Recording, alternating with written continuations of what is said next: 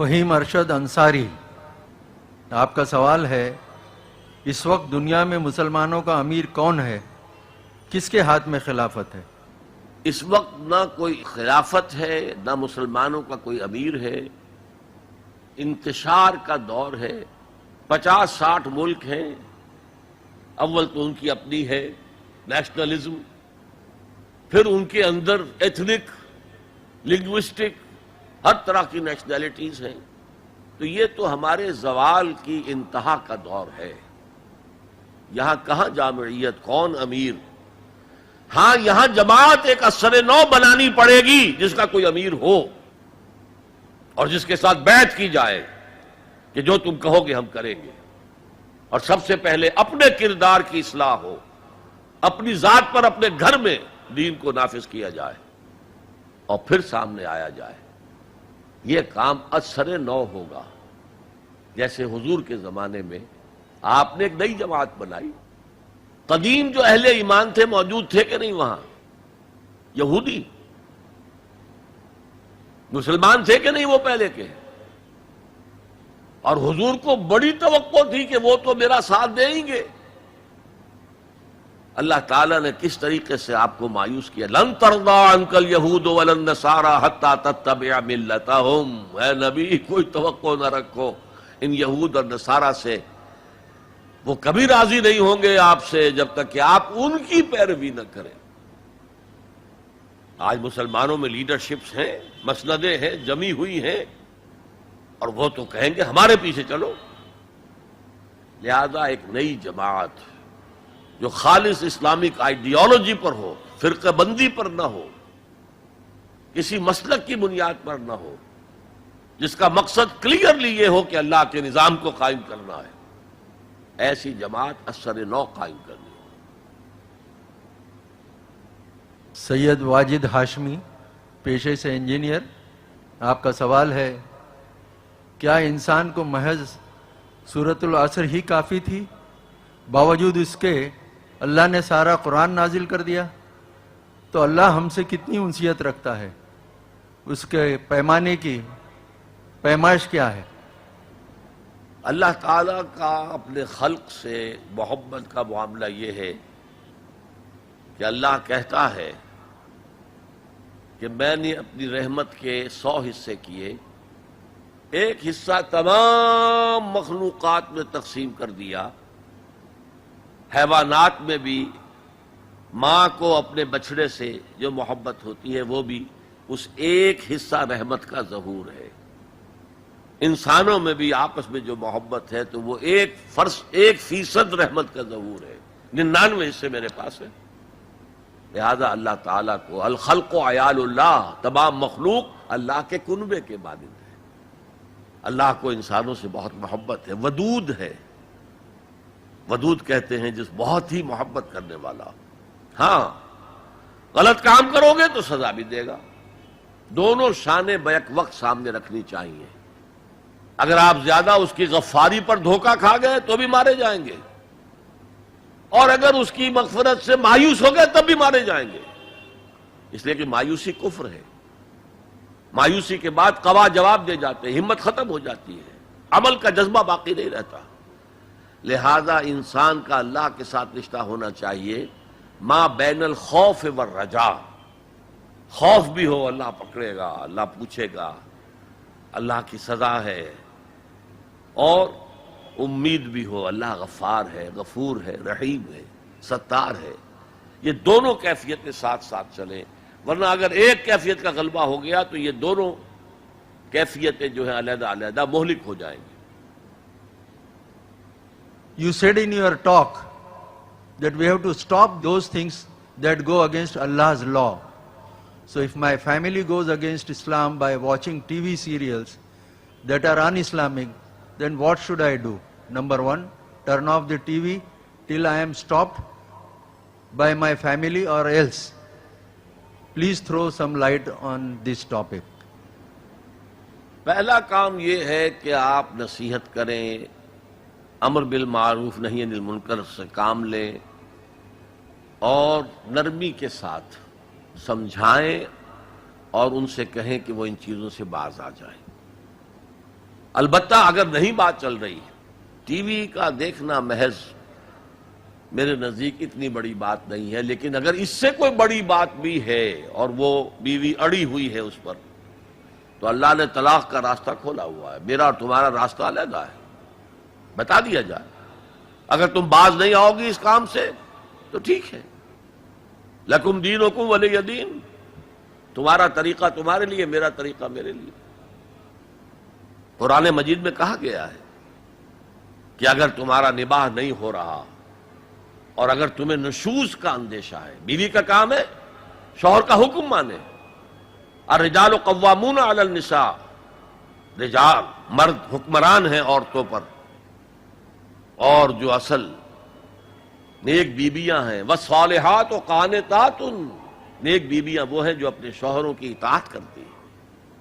ہاں اگر وہ گناہ کا حکم دے تو اطاعت نہیں ہے، لیکن جب وہ حکم بھی نیکی کا دے رہے ہوں تب تو اطاعت بالکل فرض ہو جائے گی۔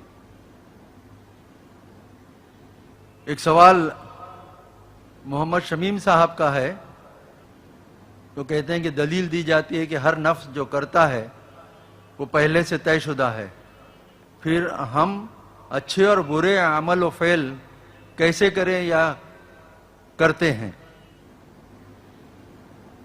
یہ بڑا پیچیدہ مسئلہ ہے قدر کا۔ تقدیر کا جو تصور ہمارے ذہنوں میں ہے وہ صحیح نہیں ہے۔ قدر کہتے ہیں اندازے کو، ایویلویٹ کرنا، کسی چیز کی قدر و قیمت کا اندازہ کرنا۔ اللہ نے ہر جاندار کے لیے ایک اندازہ مقرر کر دیا۔ مثلا چھوٹی سی چڑیا ہے اور وہ ہوا میں اڑتی پھر رہی ہے، انسان ہوا میں نہیں اڑ سکتا، مشین بنا کر ہوائی جہاز میں اڑ جائے خود تو نہیں اڑ سکتا۔ تو یہ ہر نوع کی ایک تقدیر ہے۔ اسی طریقے سے ہر انسان کی بھی کچھ لیمیٹیشنز ہیں۔ ہر انسان کو دو چیزیں ملتی ہیں جس میں اس کا کوئی دخل نہیں۔ اسے والدین کی طرف سے جینز مل رہے ہیں، اس کے اثرات اس کی شخصیت پر ہوں گے۔ پھر جس ماحول میں اسے پیدا کیا گیا ہے اس ماحول کے اثرات ہوں گے۔ ان دونوں سے مل کر شاکلہ بنتا ہے۔ قرآن مجید نے شاکلہ کہا ہے۔ شاکلہ کہتے ہیں پیٹرن کو۔ آپ نے لوہے سے کوئی چیز ڈھالنی ہے تو پہلے لکڑی کا پاٹرن بناتے ہیں، ہمارے مصری لوگ پاٹرن کہتے ہیں اس کو، اسے آپ پیٹرن سمجھیے، تاکہ اس میں آپ نے لوہا پگھلا کر ڈالا تو اسی کے مطابق ڈھل گیا۔ تو ہر انسان کا ایک پیٹرن ہے جو اس کے جینز سے اور اس کے انوائرمنٹ سے بنا ہے، اور ہر انسان کا محاسبہ اسی اعتبار سے ہوگا۔ اگر کسی کے شاکلہ میں 100% نیکی کا اللہ تعالی نے صلاحیت رکھی تھی اور اس نے 40% کی ہے، وہ مارا گیا۔ جس کے اندر رکھی ہی 50% دی، اس نے 40% کر لیا، کامیاب ہو جائے گا۔ لا یکلف اللہ نفسا الا وسعها۔ Every individual will be judged according to what was given to him by Allah subhanahu wa ta'ala۔ لیکن تقدیر کا مطلب یہ نہیں ہے that we are bound to do something. No. There is no predestination. It's only pre-knowledge. اللہ نے مجھے اختیار دیا، چاہے یہ کرو چاہے وہ کرو، اما شاکرا و اما کفورا، فمن شاء فلیؤمن ومن شاء فلیکفر۔ جو چاہے ایمان لائے، جو چاہے کفر کا اختیار کر لے۔ لیکن اللہ کو معلوم ہے کہ تم کیا کرو گے۔ یہ پری نالج ہے اللہ کا، پری ڈیسٹینیشن نہیں ہے۔ اللہ نے مجبور نہیں کیا ہے۔ ہاں وہ لمیٹیشن جو آپ کی شخصیت کے اندر ہے وہ اپنی جگہ ہے، لیکن نیکی اور بدی، خیر اور شر، حق و باطل کا چوائس آپ کو دیا ہے، اما شاکرا و اما کفورا، اور فمن شاء فلیؤمن ومن شاء فلیکفر۔ This free will is with you and you will be adjudged on the basis of this free will۔ البتہ کتنی نیکی تم کر سکتے تھے اتنی کر لی، کامیاب، چاہے وہ مقدار میں کم ہو۔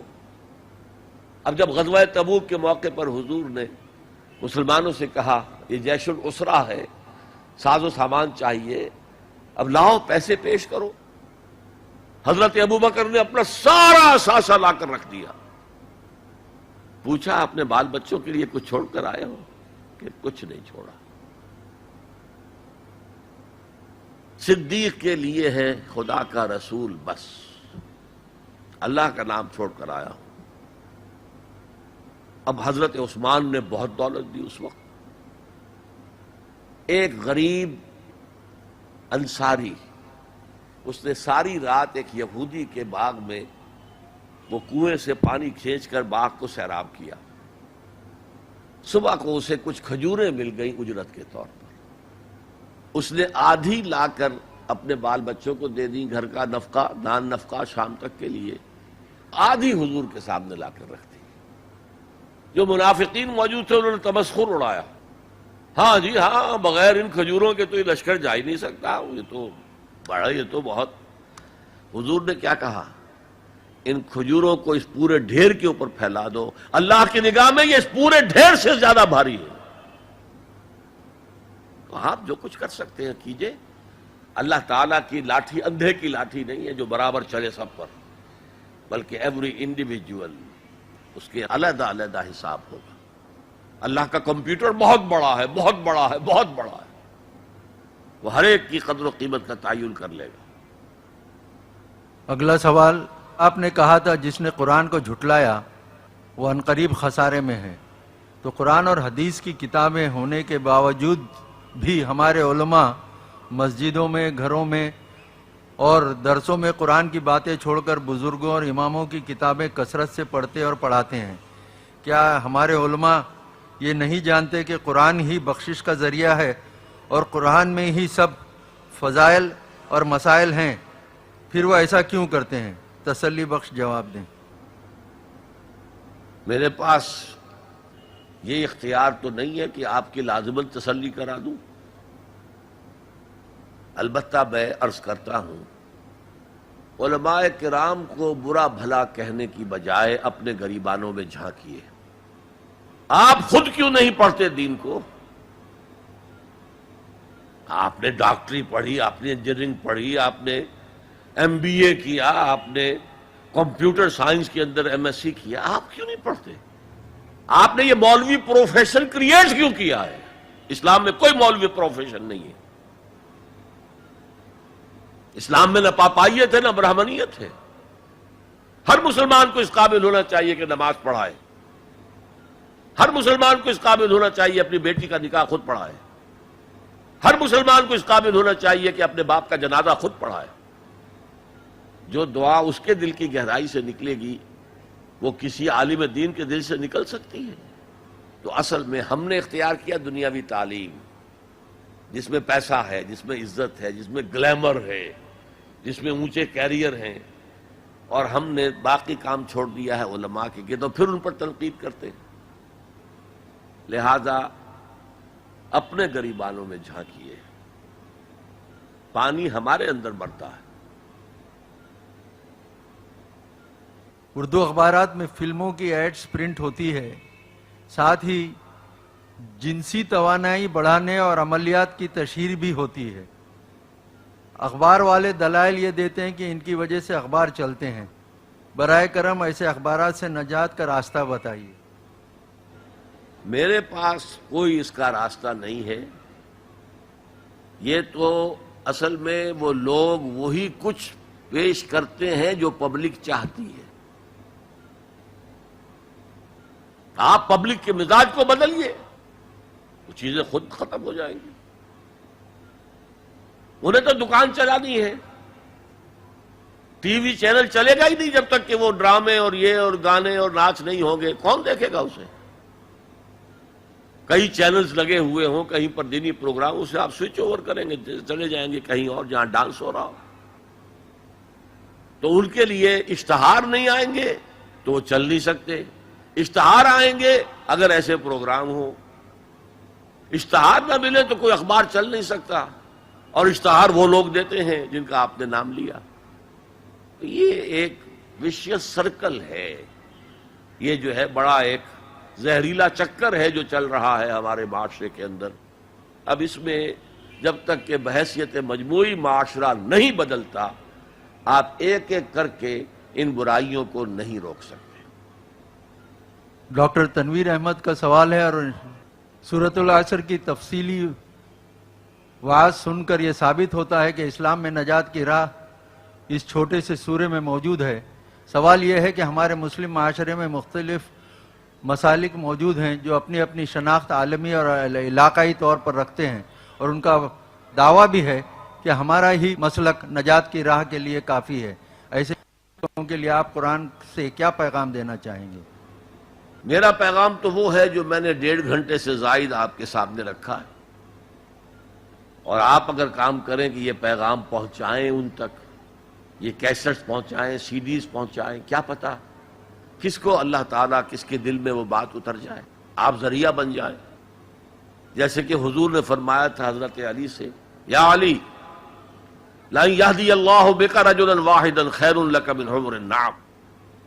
اے علی، اگر تمہارے ذریعے سے اللہ تعالیٰ کسی ایک انسان کو بھی ہدایت دے دے، ہدایت تو اللہ دے گا، ذریعہ تم بن جاؤ، تو یہ تمہارے لیے سرخ اونٹوں سے بڑی دولت ہے۔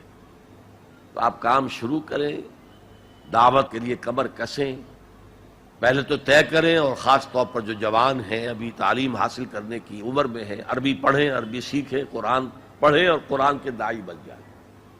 ورنہ یہ ہے کہ جو بھی قرآن مجید کی دعوت کے کام ہو رہے ہیں ان میں تعاون کریں، ان کتابوں کو پھیلائیں، ان ویڈیوز اور سیریز کو پھیلائیں۔